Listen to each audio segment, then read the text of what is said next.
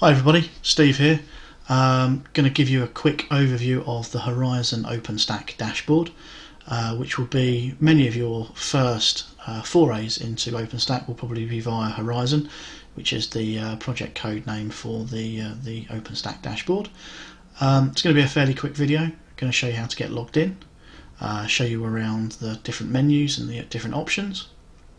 I'll be logging in as an administrating user, which means there's a few more tabs and things that'll appear that might not appear if you're just a general user of an OpenStack platform.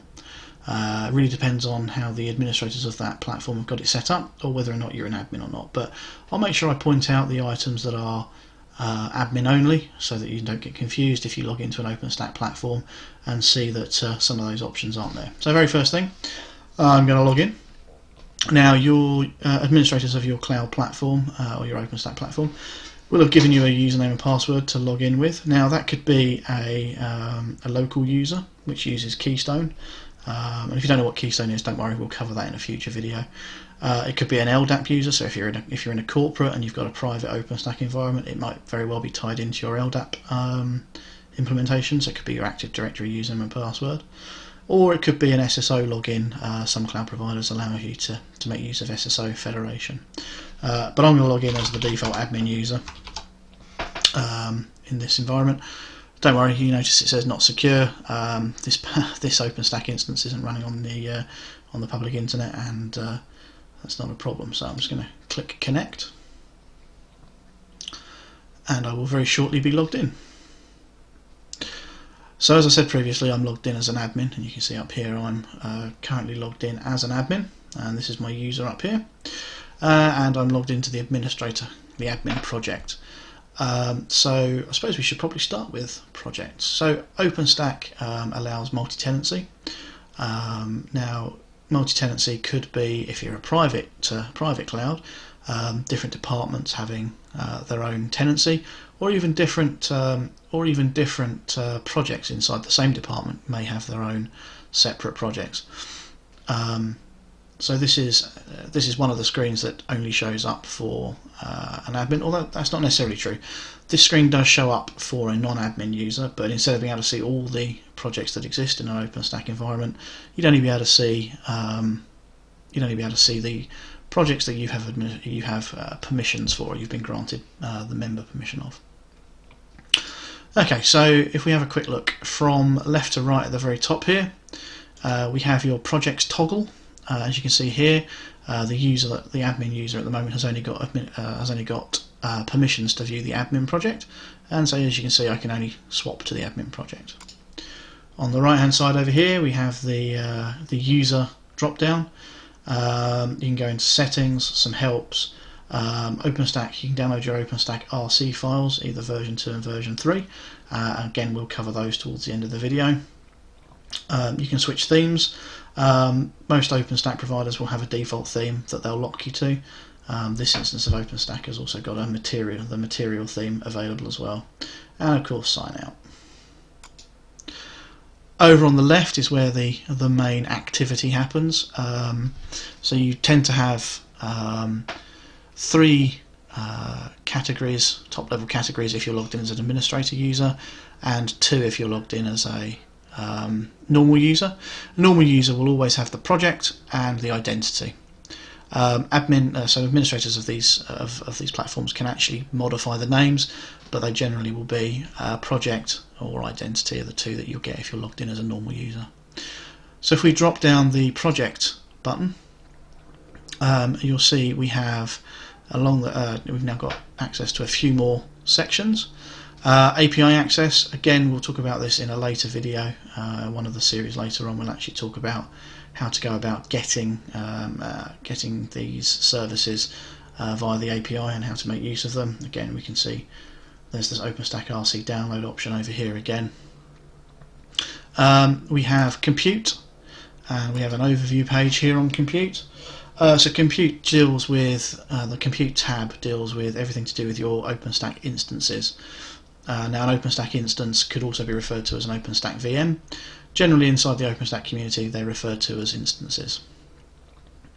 Now, depending on your administrator setup and what they've given you, your limits will be different. So as you can see here, this overview page is really useful for getting a very quick snapshot of the limits of what you've used inside an individual project. Now, these limits are applied per project. So as at the moment I'm logged into the admin project, and you see we've got the only thing we've used is one security group out of 10.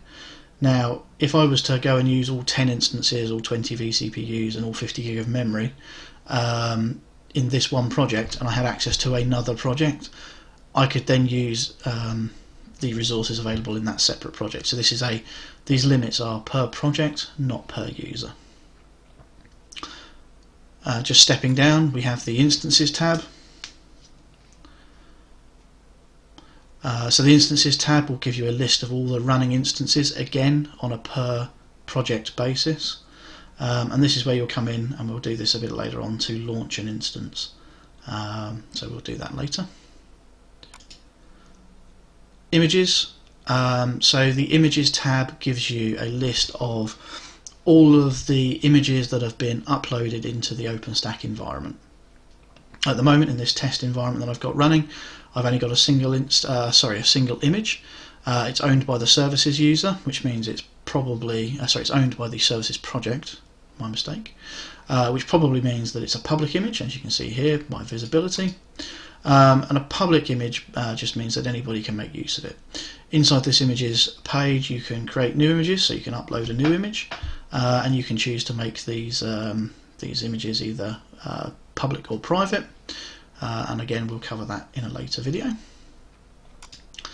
Key pairs. Now, by default, the images that you can download from the OpenStack, that are linked from the OpenStack documentation pages,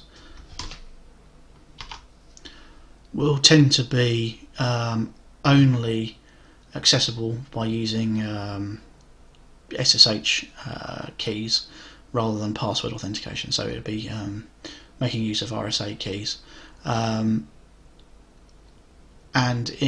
obviously in your environment, your administrators may decide to upload images that have got built-in passwords and that kind of thing, but generally you'll use a key pair to log into an instance, and this is the screen from which you will control your key pairs.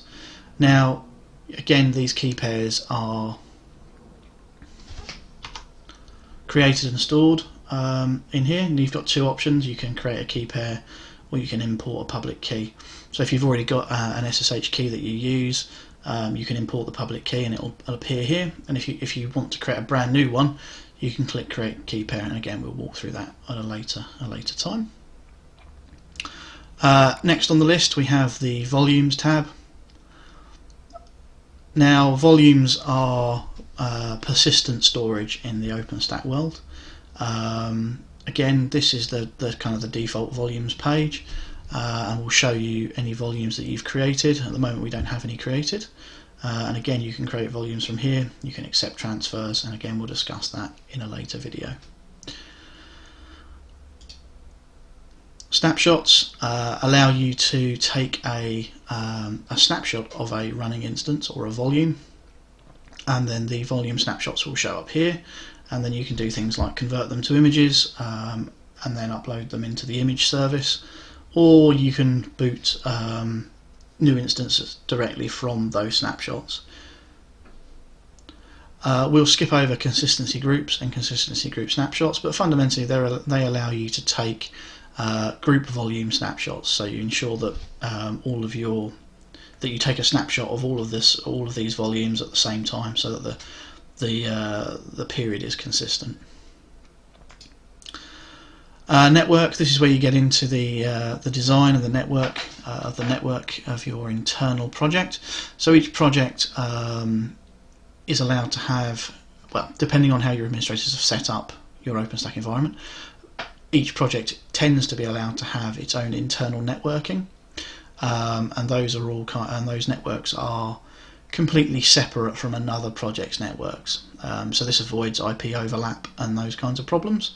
So if we have a look in the network topology option, in here what you can see at the moment is you have two ways of viewing the data. You have a topology, or you have a graph view. The graph view is really cool, and as you add stuff in, it'll appear in here, and you can move it around to be able to look at it more concisely. From this network topology screen, again, you can launch instances, you can create new networks, and again, these are when you're in a project, these are internal project networks. So if you were to think about a typical 3-tier web architecture, a bit old school, but you'd have like a load balancing tier, an application tier, and a web server tier, or a load balancing tier, a database tier, an application tier, and a web server tier. So 4 tiers there. Those networks would all be created in here, and you could join them together with routers. Routers are used in the OpenStack environment to allow access to other networks or out to an external network. And an external network is a network where you are reaching outside of the OpenStack platform. Again, we'll cover that shortly. Again, if we move across to the Networks tab, so here you can see there's only a single network created currently, and it's marked as an external network, and it's got a subnet of 172.24.4.0/24.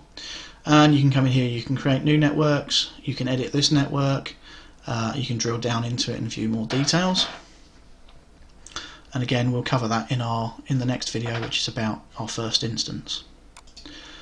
The routers tab, again, will show you any routers that you've got created. A router doesn't necessarily have to be connected to an external network. It can be connected to just 2 internal networks to allow you to route traffic between them.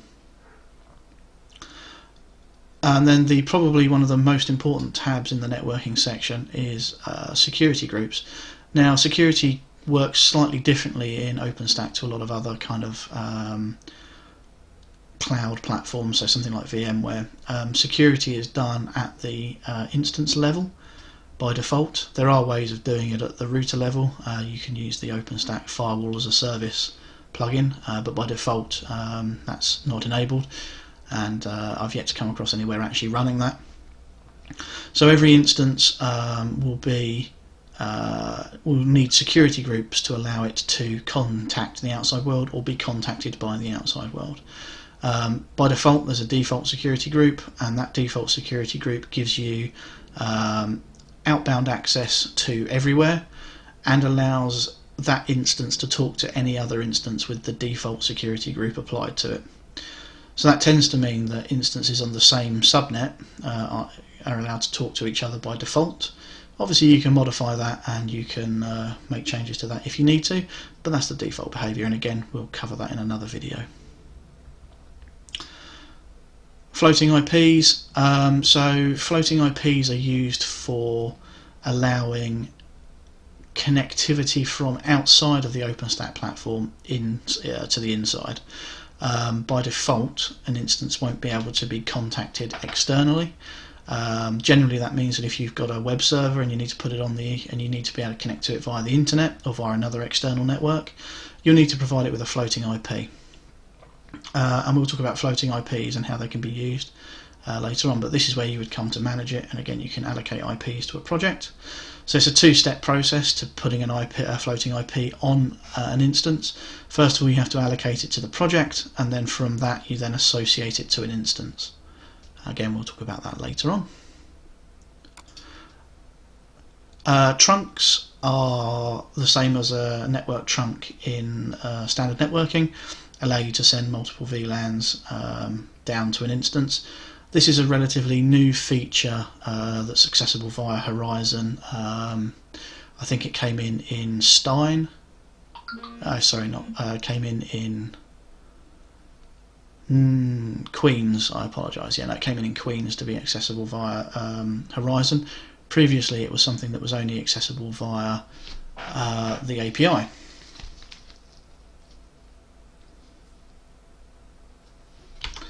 And again, we'll probably have a future video to talk about how to go about using and creating trunks. Now the next tab, Object Store, only contains one sub-object, which is containers. Now this may or may not exist in some OpenStack environments. So this is an object storage service. Generally in OpenStack it will make use of either the S3 API or the Swift API. And again, we'll talk about how object storage can be used with OpenStack in a future video, but this is where you can come to create to look at the objects contained within containers associated with your project. So that's a walkthrough of the first tab that you'll see as both an administrator and a user.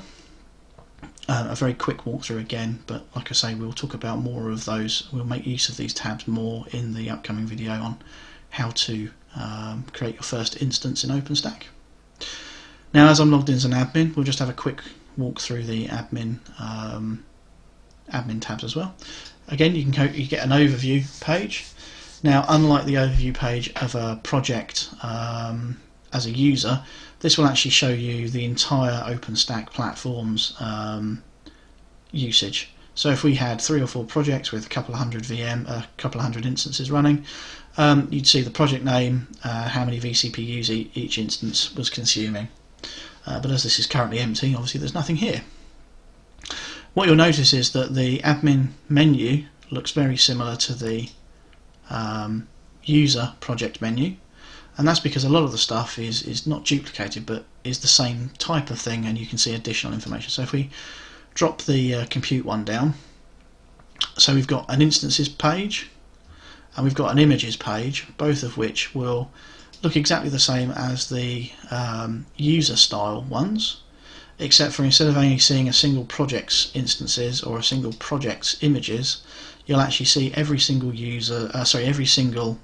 project's instances and images. So this is where an administrator can come in and look at the entire inventory of instances running on an OpenStack platform, which is really useful, and you will find that as you're administrating an OpenStack platform, you'll actually use that quite a lot. The same with the images, being able to track back customer images or different departments' images is very useful. So the 3 new tabs that we've got here: hypervisors, host aggregates, and flavors. So we'll talk about flavors first. A flavor is the size of an instance, and this allows an administrator to give the users of an OpenStack platform a set of templates for their instances to be sized. In a public cloud, these will be fairly uniform. They tend to go up 2, 4, 6, 2, 4, 8, 16, 24, 64 gig of memory, etc., and 2, 4, 8, 16 vCPUs. In a private cloud, they could literally be anything. So if a department needs a 24 core 128 gig instance, then an administrator will need to create them a flavor that matches that. So a flavor contains vCPU, RAM, root disk, ephemeral scratch disk, swap disk. You can also manage the network bandwidth that it's allowed to make use of and whether or not that is public. And again, a flavor can be not public and only accessible to specific projects and users, and that kind of thing is used for if you've got specific hardware that you only want certain users to be able to use. You'll build a flavor that's tagged and make it not public, but again, detail for a later video. The next tab we'll look at is hypervisors. So hypervisors are where your instances are physically running. So they're the hosts upon which your instances are spun up and upon which they perform their computations. Generally in OpenStack they will be a KVM based hypervisor, but they could be VMware or Hyper-V, both of which are supported, although there's some hoops to jump through for those two. As you can see here, this is a PackStack instance that I've got running. It's got a massive number of 4 vCPUs and half a gig of memory. Half a 16 gig of memory and half a gig is in use, and it's got 60 gig of usable storage, local storage. So this local storage here in this environment will encompass both boot disks and volumes. In some environments this could mean that your It could be that this is just used for local boot volumes, local boot storage. So an instance may be booted off of storage local to the hypervisor, and then its data could be stored in a volume service somewhere else. But again, something we'll talk about in a future video. But what this screen gives you is the all hypervisor summary. So if I had multiple hypervisors attached, you'd see that each one would be listed here, and the running total would be shown up here. This allows administrators a very easy overview of how close to capacity an OpenStack platform is. It's not perfect. It doesn't take into account things like over provisioning, again, which we'll talk about in a future video, but it gives you an indication of where you are. Two tabs here, Hypervisor and Compute Host. If we switch to Compute Host, this just gives you some more information about the underlying compute host that's running this hypervisor. So the host is Packstack. We'll talk about availability zones in a minute.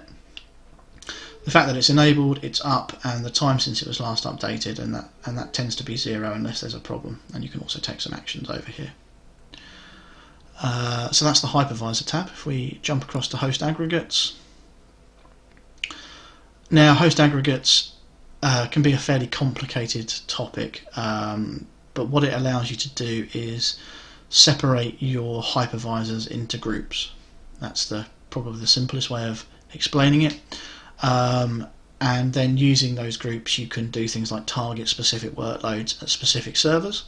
So for instance, if you had, say, some hypervisors, say your normal hypervisors are all have all got SSD local disk, and then you bought some hypervisors with spinning disks, you could separate them into a fast SSD host aggregate and a slow hard disk aggregate, and then you could target different flavors at those different host aggregate groups, so that a customer or an end user can decide if they want their instances to be running on SSD or they want them to be running on hard disk. I've used it in the past where I've had specific hardware requirements, so things around GPU. So if I'm going to do GPU pass-through and you've only got 2 hosts that have got the ability for that, you could have a GPU aggregate, and again you'd then tag instances in a way so they only end up on those specific host aggregates. Again, something we'll need to cover in a future video, and we'll talk about that more. If we drop into the volume tab, again what you'll see here is a volumes and a snapshots. Again, in the same way that the project volumes screen for a user only shows a single project, this screen will show all project volumes. And again, exactly the same with snapshots. Instead of just showing the individual project, it shows all of the project's snapshots. The only additional new tab here is volume types. Volume types allows you to specify specific types of storage.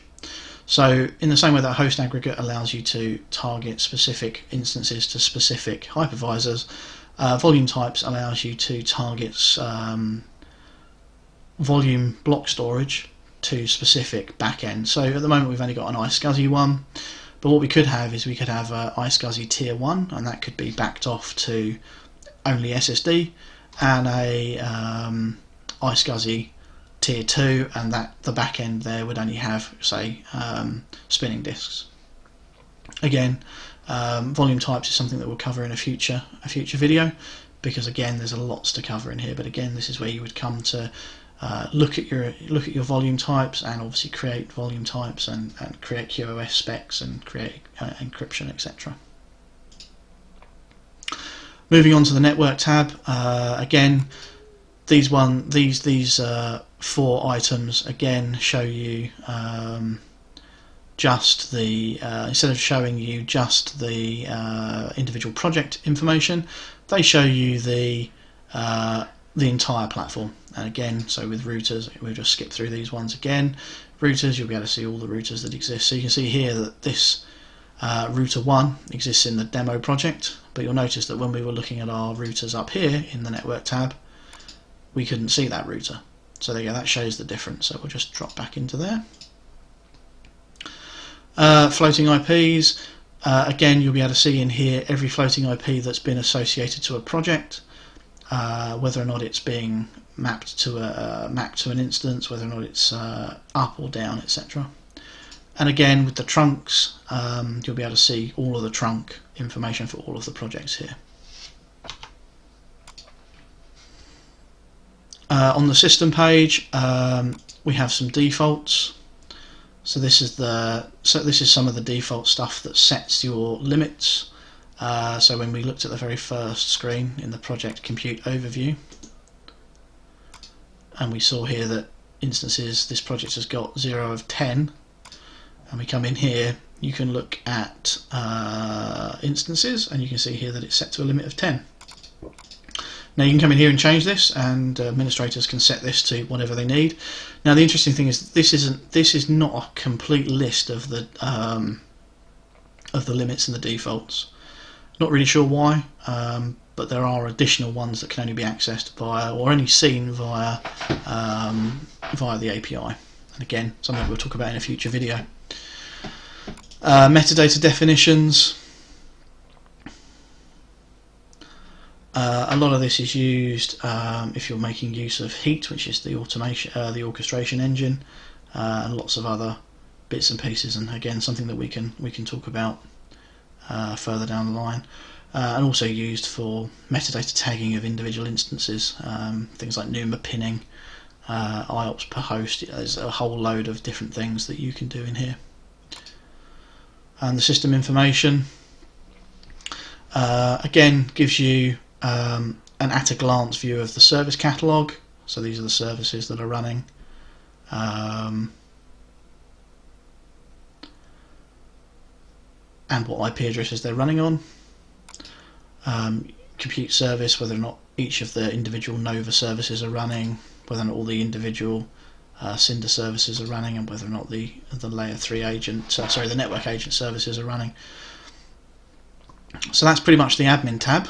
Again, we had a very brief overview, but we'll start to use those more in the future videos. If we drop into identity, so we spoke earlier about the projects page. So the project page is a page that as a user and an admin you'll have under identity. Obviously as an administrator you've got the ability to create them, and you've got the ability to manage members. As a user, instead of manage members, you'll actually have a little button here that says set as active project, which does the same thing as switching projects up here with the admin drop down. Users. As an administrator, you obviously have access to the users tab. You can create users, edit users, delete users, etc. As a standard user, this tab won't appear. Same for groups. By default there's no groups here, but if there were, if we needed to, we could create some groups, modify them, delete them. And again, roles. As a user you wouldn't see this. Page, but as we're logged in as an administrator we can. So fundamentally that is a quick run through of the Horizon OpenStack dashboard. So very quickly again, as a user you'll have access to the project drop down, and inside that project drop down, depending on the services that an OpenStack administrator has enabled, you'll have access to these tabs. So compute, volumes, network, and object store. Again, depending on what the OpenStack platform is running. You would normally expect to see compute, but some platforms may not have block storage, and some may not have object storage. But you'll tend to have compute and network, as well as the API access tab. You won't have access as a user to the admin tab at all, but if you're an administrator of an OpenStack platform, you will have access to these tabs. And these tabs, again, will depend on what services are enabled in the cloud, in the OpenStack platform. So if you don't have Cinder enabled, then you won't have access to the volume tab. Identity is one that spans both an administrator user and a normal user. As a normal user, you'll have access to the Projects tab by default, but won't have access to any of these other three. As an administrator, obviously, you'll have access to the standard tabs that you can see here: projects, users, groups, and roles. And that's in the default setup. Obviously, an administrator can modify which users have access to specific tabs, and that's something that can happen. So that concludes the kind of walkthrough of the OpenStack Horizon dashboard. The next videos in this series will be spinning up your first instance, and that will walk you through creating a network, attaching a router, and then actually walking through the steps needed to spin up an instance. There's also going to be 2 or 3 additional videos regarding how to set up the machine you're working from to access the OpenStack API. And then there'll be another video that explains how to go about setting up your first instance via the command line. My name's Steve. Thank you very much for watching, and if you have any comments, please do leave them in the comment section below. Thank you very much.